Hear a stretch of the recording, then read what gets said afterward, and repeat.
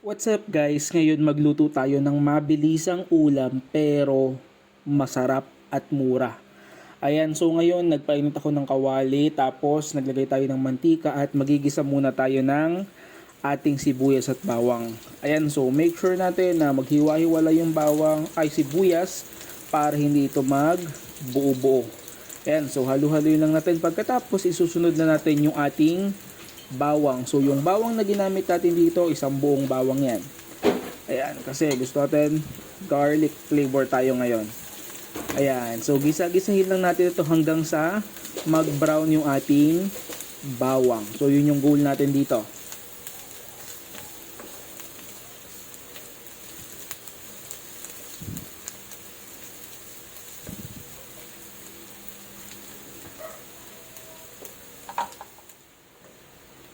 Yan, so kapag ganyan na, ayan makikita nyo brown na yung ating mga garlic at luto na rin ang ating sibuyas. So ilalagay na natin yung mga tangkay, yung medyo ito yung malalambot na tangkay ng kangkong. So sinama natin.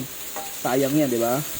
So gisahin lang natin 'to ng konti. So hindi naman sobrang tagal kasi hindi rin 'to masarap kapag sobrang labog na or malambot na. Yan. So konting gisa lang 'to. Pagkatapos isusunod na rin natin yung mga dahon ng kangkong. Yan. So tapos lalagyan natin yan ng siguro mga 1 tablespoon lang ng soy sauce.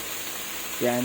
Tapos bubudburan din natin yan ng paminta. Yan. Sa mga 1 teaspoon ng paminta, pwede na yon.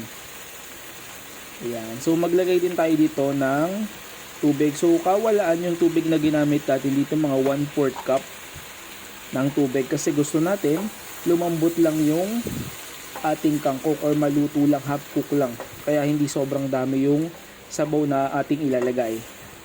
Yan.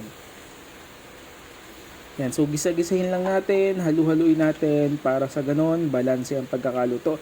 Ayan, so hindi ko naalala, kailangan pala natin maglagay din ng oyster sauce. So maglalagay tayo dito ng mga 2 tablespoon ng oyster sauce tapos haluin natin ulit. So yun yung magpapasarap din yung oyster sauce natin. Yan. Tapos ito isang kulo lang to magpapakabilis, napakadaling lutuin. Yan. Tapos pakuluan lang natin, takpan at hintayin hanggang sa kumulo. Ayan, pagka kumulo na, ayan, so luto na yan, di ba? Napakadali, napakasimple, solved na ang aking hapunan dito. Yan, ganyan lang. So, makikita nyo, wala na siyang sabaw halos. Ang bango nung ano yan, yung ating garlic. Tapos yung amoy ng oyster sauce nangingibabaw. Tapos syempre, paparisa natin to. So, lalagyan natin to ng isda. So, nagprito tayo dyan ng 2 isda at ating ilalagay dyan. Talaga para solved na solved. Ayan o, di ba?